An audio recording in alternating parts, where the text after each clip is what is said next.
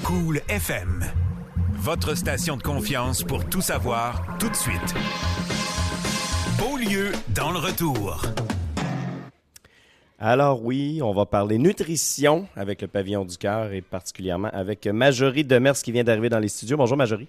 Salut à vous deux. Ça va bien? Ben oui, vous autres aussi? Oui. À part la voix, le reste, ça va très bien. Oui, c'est ça. Ça a de l'air, en tout cas. Là. Je te regarde, là, t'as de l'air en forme pareil. Oui, la forme est là, mais je comprends que la voix suit moins aujourd'hui. Les gens peuvent se dire, à l'écouter, il doit être poqué. Non, il n'est pas poqué. Il a juste la voix pétée. C'est ça, ça arrive. Hey, content de t'accueillir. Tu nous parles, évidemment, d'un sujet en nutrition. Tu m'as abordé tantôt avec ce sujet-là. Le tout ou rien. Mm-hmm. Je t'ai regardé un peu bizarre. J'ai fait, qu'est-ce que tu veux dire, le tout ou rien? Ouais. C'est intéressant, tu m'as expliqué, vraiment. Oui.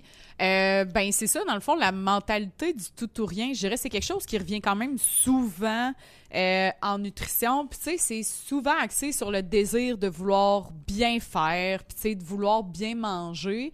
Mais là, ça peut arriver qu'à un moment donné, hey, il me semble que j'étais bien partie dans ma journée, j'avais fait comme il faut, entre guillemets, j'avais mangé, tu sais, mes repas équilibrés. Puis là, whoop, sur l'heure du dîner, il y a quelqu'un qui arrive avec une boîte de Timbits au travail, j'en ai pris un. Ben là, ça peut amener le fameux tout ou rien. Mm-hmm. Donc là, j'en ai pris un. Merde, j'ai tout gâché. Fait que tant qu'à ça, pourquoi pas en prendre 10? Ah ouais, je veux de la boîte. Ouais. Ou, tu sais, ben là, ça sert à rien que ce soir, tu sais, je prenne quand même mon repas, si on veut, équilibré que j'avais prévu. De toute façon, c'est tout gâché. Fait que tant qu'à ça, je vais aller me chercher de la poutine, pour dire quelque chose. Fait que ça fait quand même partie des éléments que j'entends en nutrition, dans le sens où c'est comme si, vu que j'avais dérogé de mon plan que je m'étais mis en tête de vouloir viser une alimentation, je dirais presque parfaite, mais là, si jamais il y a une chose qui bug, ben on dirait que je perds un peu le contrôle. Puis des fois, c'est pas tout le temps conscient, cette perte de contrôle-là aussi, il faut quand même se le dire. Là. C'est pas tout le temps mais là, j'ai mangé un Timbits, donc je fais le choix d'en manger 10 par la suite.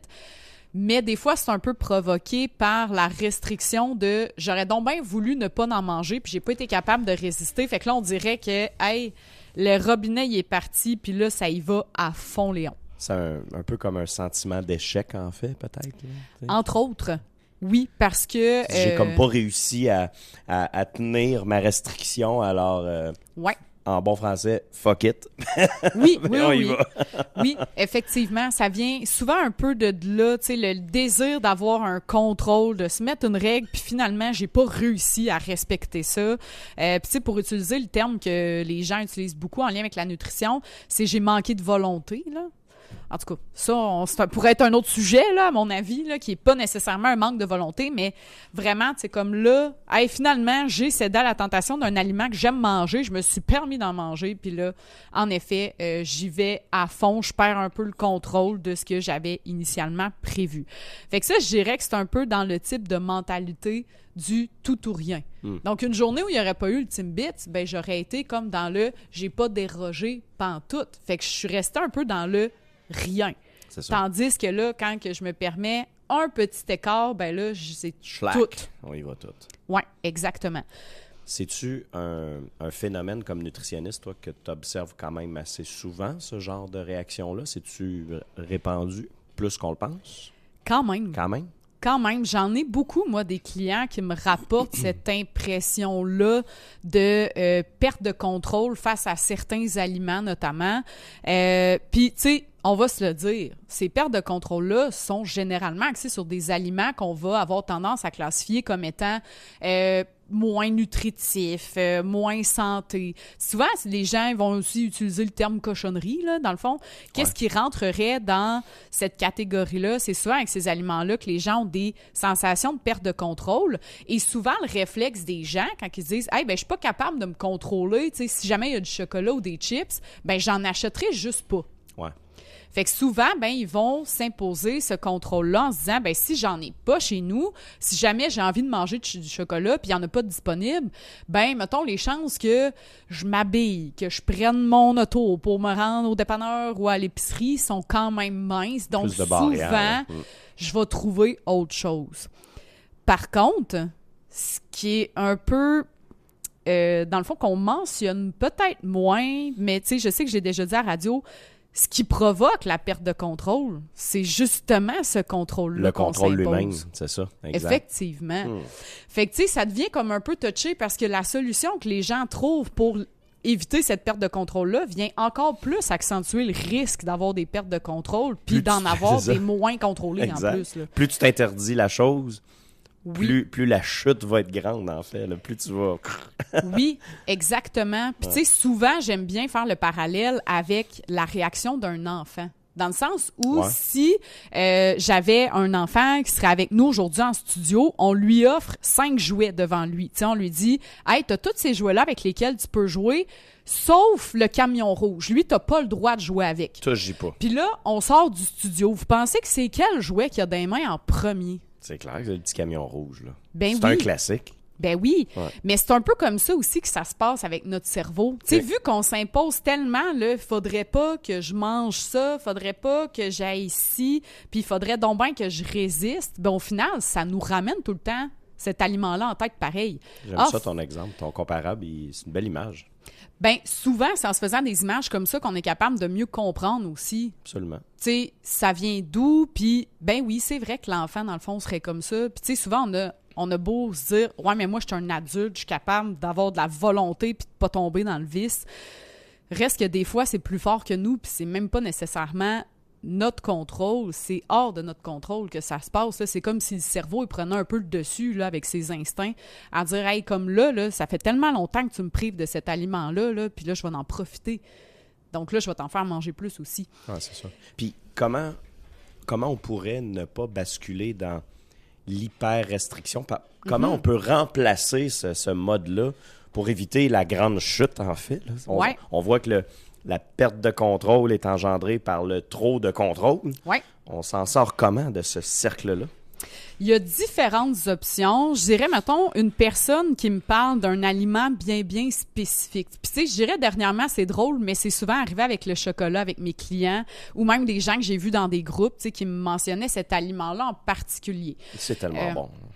Ben, oui, pour les gens qui aiment ça, effectivement, tu sais, je peux comprendre que ça peut être quelque chose de très, très bon, satisfaisant, tu sais, ça vient répondre à d'autres besoins qui sont le fun quand même, tu sais, il n'y a pas d'aliment qui est autant crémeux que ça, Non. de la même façon. En tout cas, C'est dur à battre, c'est ça. Fait que, reste que c'est le chocolat qui ressortait souvent. Donc, une des stratégies que je propose à mes clients, puis tu sais, je sais que c'est un peu épeurant quand je dis ça comme ça, mais c'est de se laisser la permission inconditionnelle d'en manger pendant un certain temps.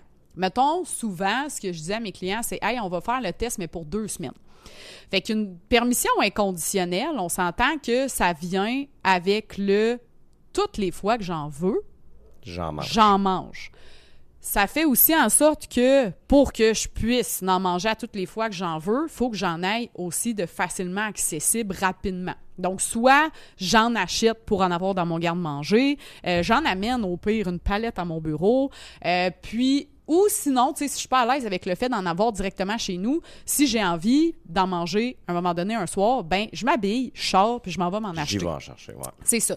Fait que ça, c'est une des choses qu'on veut faire. L'autre chose aussi qu'on veut mettre en place, c'est que, tu sais, oui, on va en manger tout le temps quand on en a envie, mais on veut pas le manger de façon distraite non plus. On veut le faire quand même dans un contexte idéalement de pleine conscience, tu sais, que je suis pas en train de, je sais pas moi, écouter la télévision, puis là, vite, je me bourre de ma barre de chocolat dont j'avais donc bien envie. Tu sais, on va se mettre dans un contexte de je suis assis à table, je prends mon temps, je savoure, tu sais, quitte à le laisser fondre dans ma bouche pour en profiter encore plus pour que ça soit vraiment satisfaisant. Et se donner la permission inconditionnelle, c'est aussi se trouver des arguments pour la petite voix de la culpabilité qui a tendance à venir après. Ouais, j'allais la nommer, celle-là. Là. C'est ça, parce que c'est pas une permission inconditionnelle, c'est à toutes les fois que je me dis « OK, je vais en manger » parce que la nutritionniste, elle m'a dit qu'il fallait que j'en mange quand ça me tente, mais que tout le temps, dans ma tête, je me dis « Oh, j'aurais pas dû. » Mentalement, tu te flagelles. Là, ouais, ben là, ça marche pas, non. Parce que c'est pas une permission inconditionnelle. Puis, ça va être quoi l'objectif comme nutritionniste que tu cherches à atteindre dans ce 2 semaines-là? Ça m'intéresse. Ouais, c'est une excellente question. Dans le fond, c'est que il y a 2 objectifs principaux, je dirais, qu'on peut retrouver là-dedans. Ouais. Le premier, c'est que, je suis sûre que vous l'avez déjà vécu. Tu sais, à un moment donné, quand ça fait genre 5-6 midi là, que je mange du spaghetti, là, écœurée. Une sorte d'écœurantite, là. Le but, c'est pas d'amener une écœurantite, mais plus l'état d'habituation. Okay. Donc ça, c'est quelque chose qui est étudié scientifiquement, qu'à force de tout le temps manger la même affaire, un moment donné, c'est comme, on s'habitue, puis on fait comme, « Hey, c'est bon, là, mais tu sais, me semble que je mangerai autre chose. Okay. » Fait qu'on veut amener cet état-là d'habituation. Pas être écœuré, mais quand même se rendre compte que, ouais, je passerai à d'autres choses, là, tu sais. Ouais. C'est ça. La ligne avant, j'ai le goût de dire, peut-être. Oui, si on veut. Puis, je dirais, l'autre chose de plus qu'on va amener avec cet exercice-là, c'est quasiment ramener le chocolat sur le même pied d'égalité que, par exemple, un fruit ou un légume. Tu sais, dans le sens où il n'y aura pas d'aura plus spécial avec mon chocolat, puis il ne sera pas réservé à des moments, tu sais, comme uniques et spéciaux et que, tu sais, on vient vraiment le ramener sur le même pied d'égalité. Donc, ça ramène que tous les aliments aussi, ce qui est une autre stratégie, si on les met tous dans le même bassin, là, tous les aliments peuvent faire partie intégrante d'une saine alimentation. C'est pas parce que je vais manger 1 ou 2 carrés de chocolat ce soir que je viens de scraper ma santé. Ouais, c'est ça. Fait que c'est aussi dans cette optique-là que je fais faire l'exercice pour que l'aliment ait moins d'emprise. Parce que là, s'il n'est plus interdit, puis j'ai le droit d'en manger, dans le fond. J'en reviens à ton concept du petit camion rouge de tantôt. Là. Ben, c'est ça. Tu sais, après ça, les autres jouets sont autant attrayants, finalement. C'est ça, là. exactement. C'est pas juste le camion rouge qui est donc bien spécial. Elle m'a dit que j'ai pas le droit d'y toucher. C'est sûr qu'il y a quelque chose de spécial.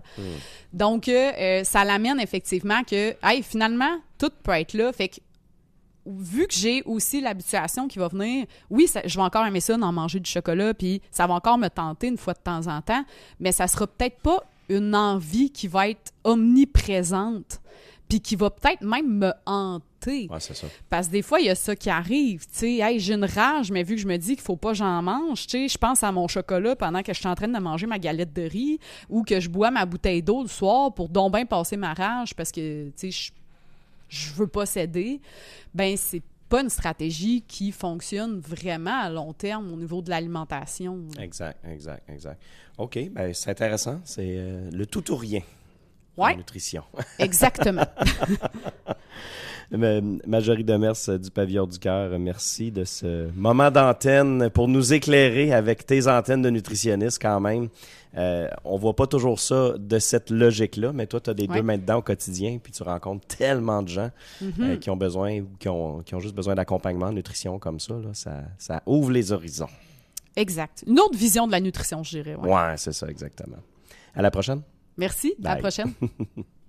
C'était la chronique bien-être avec les professionnels du Pavillon du Cœur Beauceps-Chemin. Chaque semaine, on explore avec vous des sujets liés à la santé pour mieux comprendre votre corps, vos habitudes et les mythes qui les entourent. Le Pavillon du Cœur, c'est des cours d'activité physique en groupe, des ateliers culinaires, un centre d'exercice, ainsi que des services individuels en kinésiologie et en nutrition pour vous accompagner vers un mode de vie sain et durable. La chronique bien-être du Pavillon du Cœur Beauceps-Chemin en exclusivité au 103.5.